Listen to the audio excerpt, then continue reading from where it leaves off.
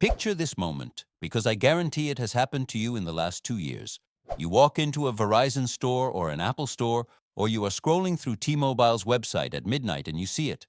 The new phone. The camera is slightly better. The screen is a little bigger. The chip is faster. And then you see the price, $1,200. Your stomach drops for half a second because that is a lot of money. But then the salesperson or the website shows you the magic number, $33 per month for 36 months. Suddenly, that does not sound so bad.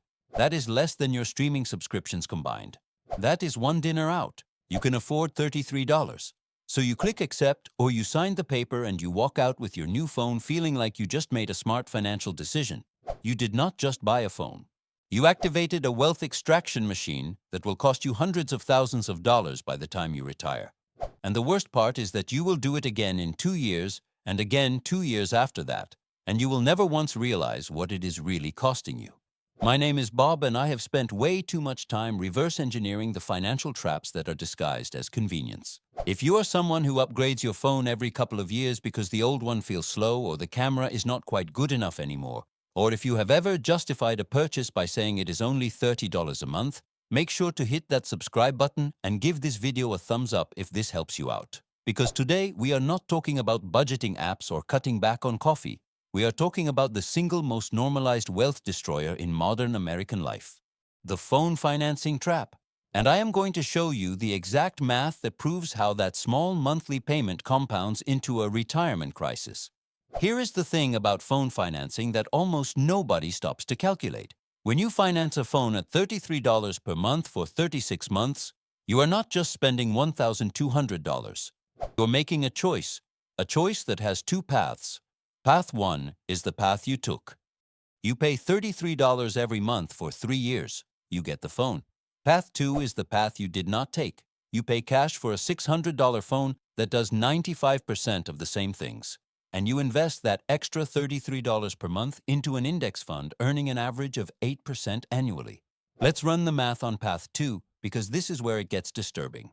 $33 per month invested at 8% annual returns for 3 years gives you $1,320. So after 3 years you own a phone and you have $1,320 in investments. On path 1 you own a phone and you have $0 in investments. You are already behind by $1,320.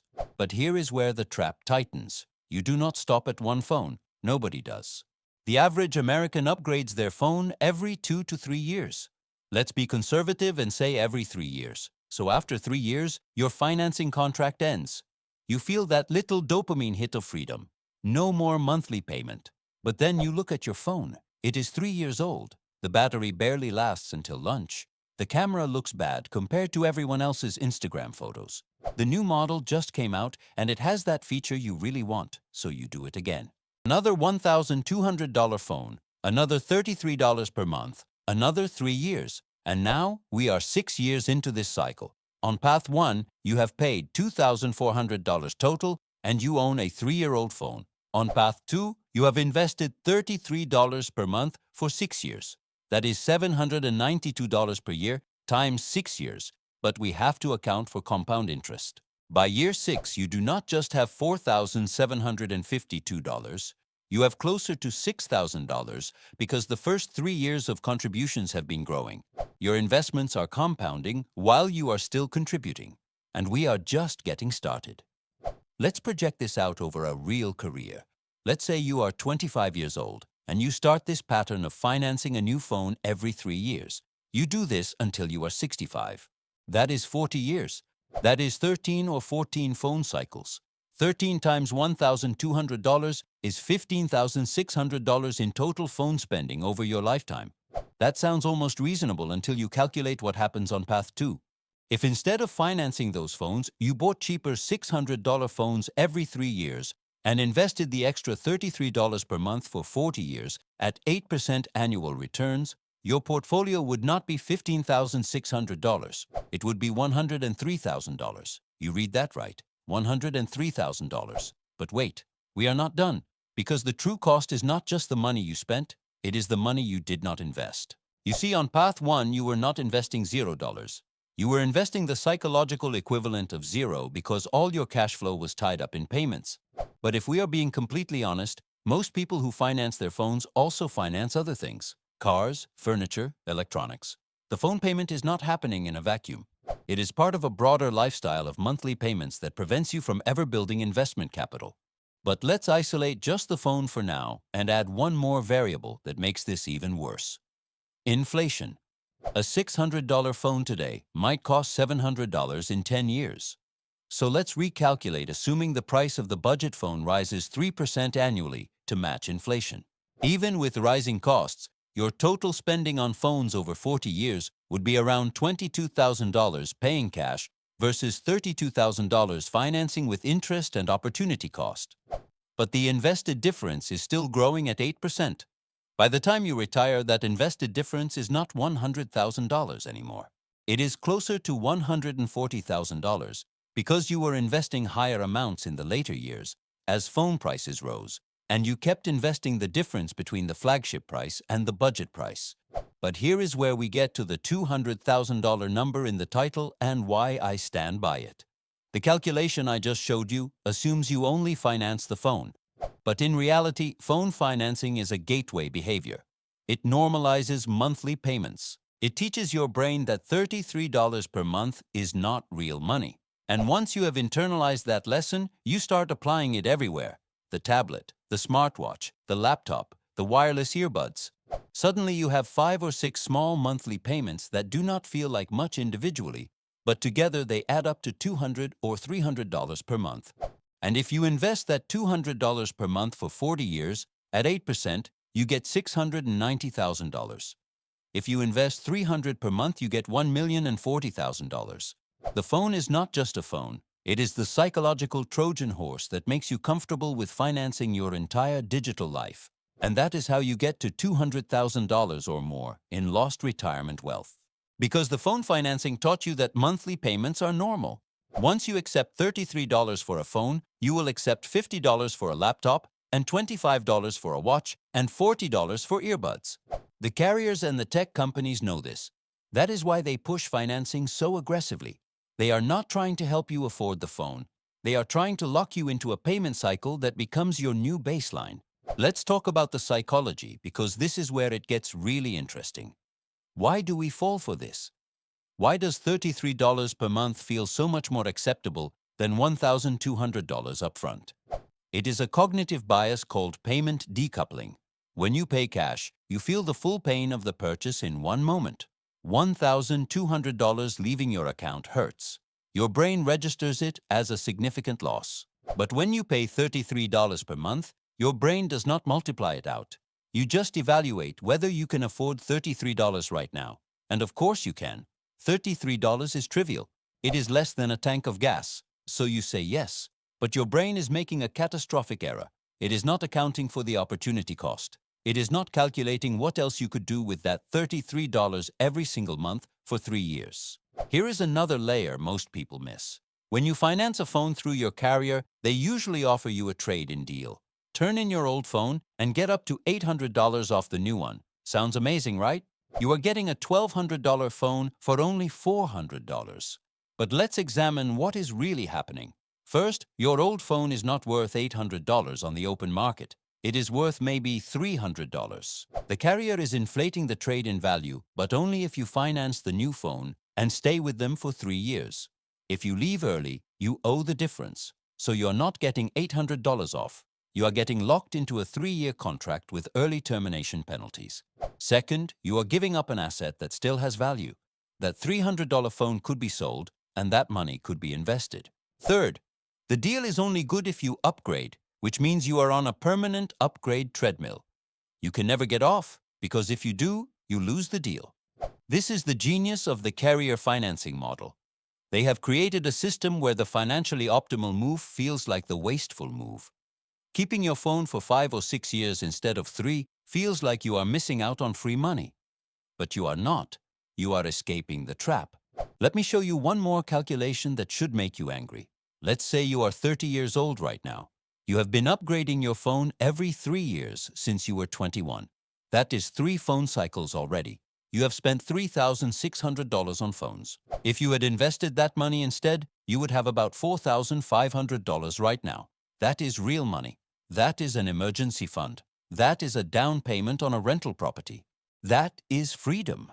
But instead, you have a 3-year-old phone that is worth maybe $200. Now, let's say you wake up today and you decide to break the cycle. You keep your current phone for 3 more years instead of upgrading.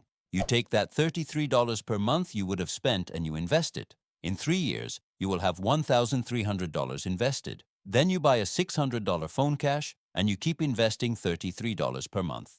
You do this for the next 35 years until you retire at 65. That decision you made at age 30 to stop financing phones will be worth $98,000 at retirement.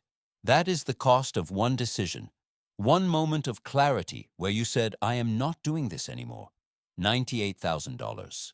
But if you do not make that decision, if you keep financing phones every 3 years for the next 35 years, you will spend another $14,000 on phones and you will have zero invested. The difference between those two paths is $98,000. That is how one decision compounds. So why do we keep doing this? Why do phone financing deals feel so attractive even when the math is screaming at us to stop? It is because of 3 psychological mechanisms working together. The first is present bias. We overvalue immediate pleasure and undervalue future pain. Having the best phone today feels more important than having money at age 65. The second is social comparison. Everyone around us has the new phone. If we do not upgrade, we feel like we are falling behind. We are not keeping up. The phone is not just a tool, it is a status signal. And the cost of feeling low status today seems worse than the cost of being broke at retirement. The third mechanism is complexity aversion.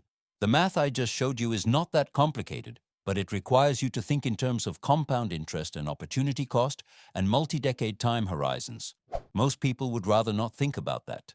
They would rather trust the salesperson who says it is only $33 per month. The phone carriers and manufacturers understand all 3 of these biases, and they exploit them ruthlessly. They make financing the default option. They make paying cash feel weird and financially unsophisticated. They create artificial urgency with limited time trade-in deals. They bundle the phone payment into your phone bill, so it does not even feel like a separate expense. And they have normalized the idea that phones should be upgraded every 2 to 3 years, even though a well-maintained phone can easily last 5 to 7 years. This is manufactured obsolescence combined with psychological manipulation, and it is incredibly effective. Here is what I want you to do right now. Take out your phone, open your banking app or your carrier app. Look at how much you are currently paying per month for your phone. Multiply that number by 36. That is what you are really paying. Now ask yourself, is this phone worth that amount?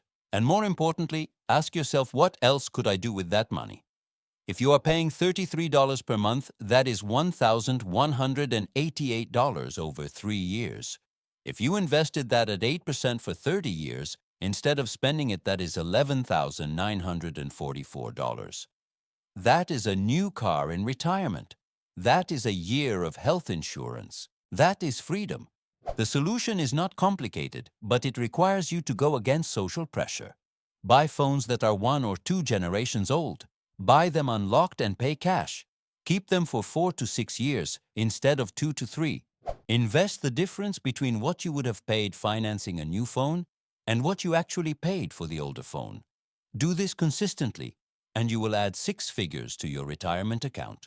You will also free yourself from the mental burden of monthly payments. You will own your phone instead of renting it, and you will stop feeding the system that is designed to keep you paying forever. I know what some of you are thinking. Bob, I need the new phone for work. My camera has to be good for my business. And look, if you genuinely use your phone as a professional tool and the upgraded camera or processor creates measurable income for you, then fine. That is a business expense. But be honest with yourself. 95% of people upgrading their phones every 2 years are not doing it for work. They are doing it because the old phone feels slow, or because their friends have the new one, or because the carrier sent them a deal. Those are not business reasons. Those are emotional reasons. And emotional spending is how you end up broke at 65. Here is the final piece of the puzzle that connects everything. The phone financing trap is not just about the phone. It is about the mindset. When you normalize paying $33 per month for a device, you are training yourself to think in terms of monthly payments instead of total cost. And once you think in monthly payments, you become a perfect customer for every other financing scheme. The 72-month car loan, the rent-to-own furniture, the buy now pay later checkout button. All of these systems are designed to hide the total cost and focus your attention on the small monthly number. And all of them are destroying your ability to build wealth. The antidote is to retrain your brain to think in terms of total cost and opportunity cost. Every time you see a monthly payment, ask yourself, what is the total amount I will pay, and what else could I do with that money if I invested it instead?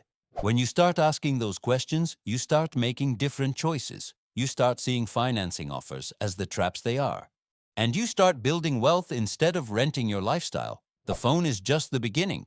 Once you escape the phone financing trap, you will start seeing all the other traps, and one by one, you will dismantle them. That is how you get to retirement with $200,000 more than you would have had. You stop financing things that lose value and you start investing in things that gain value. It is not complicated, but it is hard because it requires you to be different from everyone around you. If this video made you realize you have been financing your retirement away $33 at a time, share it with someone who just upgraded their phone. We need to wake people up to the real cost of convenience. Thanks for watching, and I will see you in the next one.